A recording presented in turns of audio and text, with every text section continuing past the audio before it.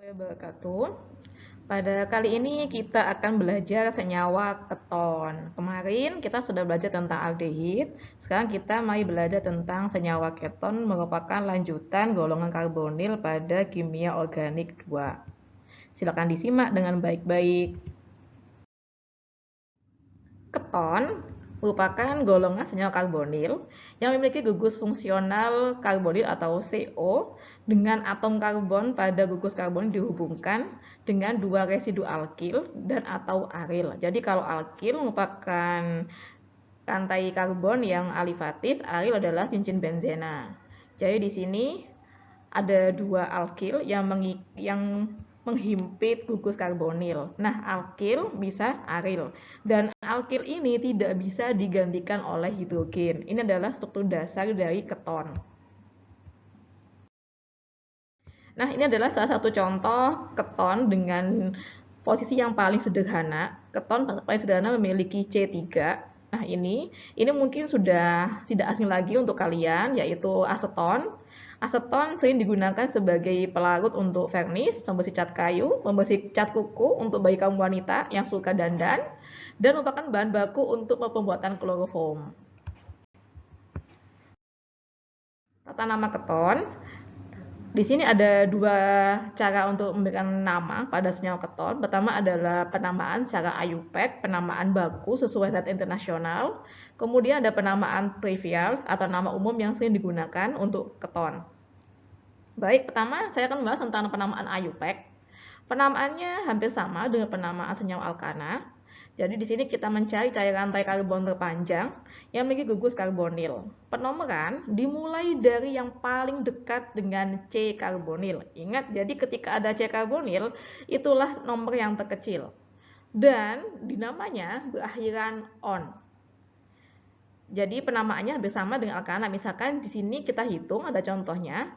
Di sini ada berapa C? Di sini 1, 2, 3, 4, 5. Ada C5. Kalau berdasarkan penamaan alkana namanya pentana, tetapi karena dia memiliki gugus keton di tengahnya di sini ada gugus karbonil, dia berakhiran on. Nah, pastikan kita melihat pada C berapakah dia ada gugus karbonil ya. Jadi ada C nomor 2. Jadi namanya adalah 2 pentanon. Baik, berikutnya bagaimanakah penamaan keton dengan secara trivial? Secara trivial biasanya digunakan sebagai nama dagang atau nama umum yang sering kita dengar. Nah, untuk trivial, beri nama alkil yang terikat pada gugus karbonil. Yang pertama dimulai dari alkil dengan C paling kecil jumlahnya. Penamaan mengikuti pola berikut, alkil keton. Jadi di sini ada contoh senyawa yang hampir sama dengan contoh penamaan IUPAC. Kalau kita lihat di sini ada C5, tetapi dalam penamaan trivial kita melihat alkil yang terikat pada gugus karbonil, ya. Di sini ada metil, ada C1, kemudian di sisinya ada C3 atau propil. Jadi namanya adalah metil propil keton. Jadi kita dahulukan alkil dengan C paling kecil. Kebetulan di contoh senyawa ini C paling kecil adalah metil dengan C-nya 1. Bagaimanakah karakteristik keton? Keton dengan jumlah atom C yang rendah berwujud cair pada suhu kamar atau suhu ruang, ya. Keton karena dia memiliki gugus karbonil sehingga dia bersifat polar dan dapat larut pada pelarut air maupun alkohol. Kelarutan senyawa keton akan semakin berkurang dengan bertambahnya rantai alkil. Jadi di sini bisa disimpulkan semakin banyak jumlah karbonnya atau jumlah C-nya, maka kelarutan keton akan semakin berkurang. Nah, adanya kepolaran keton ini menimbulkan interaksi antar molekul keton sehingga senyawa keton umumnya memiliki titik didih relatif tinggi dibandingkan dengan senyawa nonpolar yang massa molekulnya relatif sama. Jadi di sini bisa kita simpulkan semakin besar jumlah C pada rantai alkil, semakin tinggi titik didihnya. Nah, bagaimanakah pembuatan keton? Pembuatan keton ada dua hal seperti ini. yang biasanya diketahui dalam industri atau pembuatan yang lainnya, keton dapat dibuat melalui reaksi oksidasi alkohol sekunder dengan katalis oksidator. Nah, di sini kebetulan ada contoh, dia ingin membuat aseton bahannya dari 2 propanol. 2 propanol ini merupakan alkohol sekunder dengan adanya kalium bikromat. Nah, kalium dikromat merupakan oksidator yang bisa merubah propanol menjadi keton alias aseton karena propanol kan C-nya 3 ya. Kemudian, keton dapat juga dibuat melalui reaksi Friedel-Crafts, terutama untuk pembuatan aril keton dengan katalis aluminium halida. Jadi ini bisa klorin, bisa bromin, pokoknya aluminium halida. Biasanya sih digunakan adalah AlCl3 yang umum digunakan sebagai katalis reaksi Friedel-Crafts. Jadi ketika ada benzena, kemudian ada asil klorida, nah di posisi Cl ini akan disubstitusi oleh benzil atau alkilnya dari benzena tadi atau aril keton. Nah, ini merupakan reaksi pembuatan senyawa karbonil. Kemarin di pembahasan aldehid ini belum saya bahas secara jelas.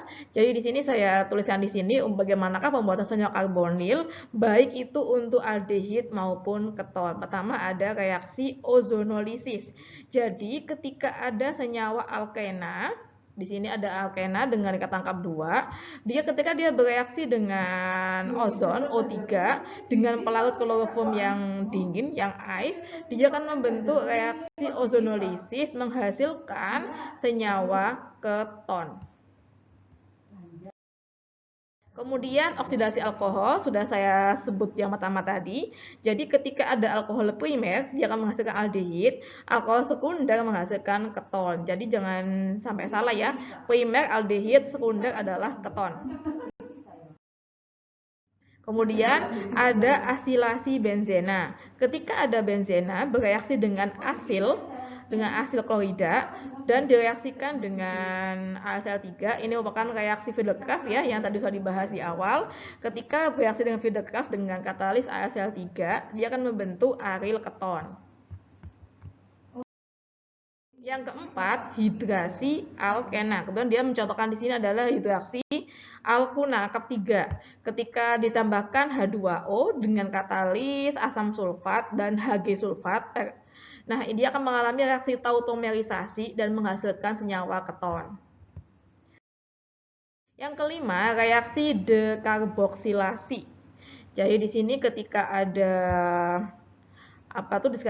di sini ketika ada kalsium oksalat saat ini dengan adanya panas, jadi lambang segitiganya adalah lambangnya energi atau pemanasan ya, dia akan menghasilkan senyawa keton dan kalsium karbonat.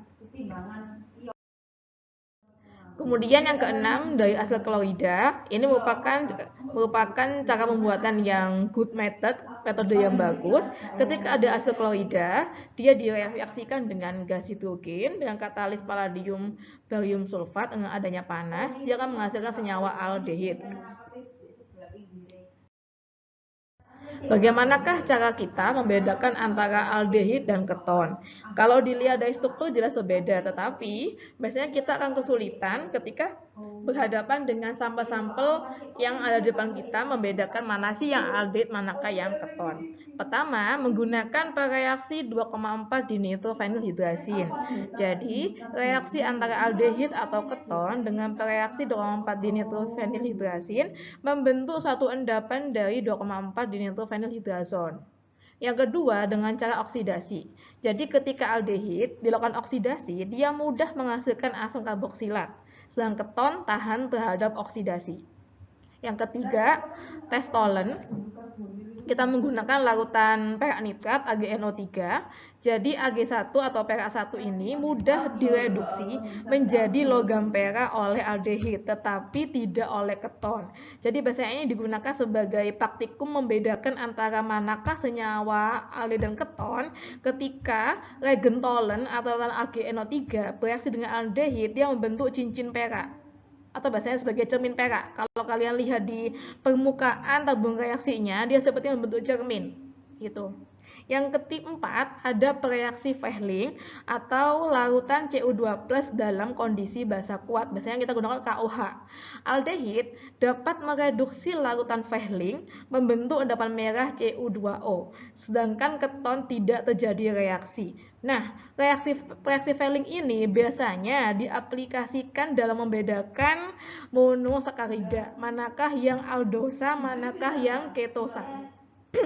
Jika dia berasal dengan aldosa, seperti glukosa alias gula yang memiliki gugus aldehid, dia akan membentuk endapan. Kalau tidak, dia merupakan ketosa. Jadi kalau aldosa itu adalah glukosa, ketosa adalah fruktosa atau gula buah. Nah, itu sangat berbeda sekali. Cara membedakannya adalah dengan reagen Fehling, kalau gitu menggunakan reagen Benedict. Nah, ini merupakan reaksinya, bagaimanakah kita membedakan antara senyawa aldehid dan keton.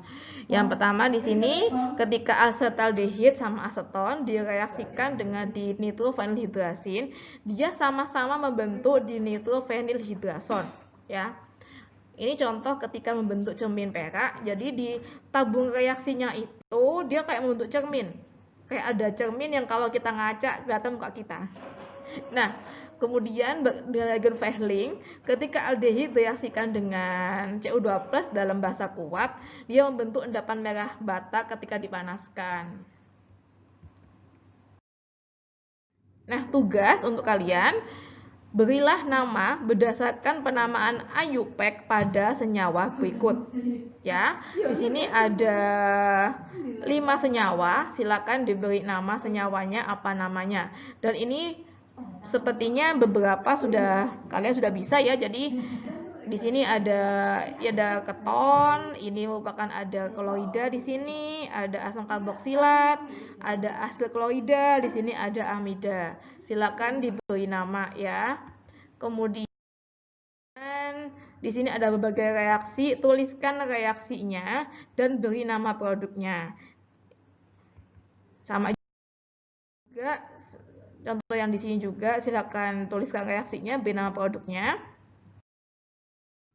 Ada 6 ya. Nanti bisa dilihat di slide aldehid bagaimana penjelasannya. Baik, sekian dari saya. Assalamualaikum warahmatullahi wabarakatuh. Selamat belajar.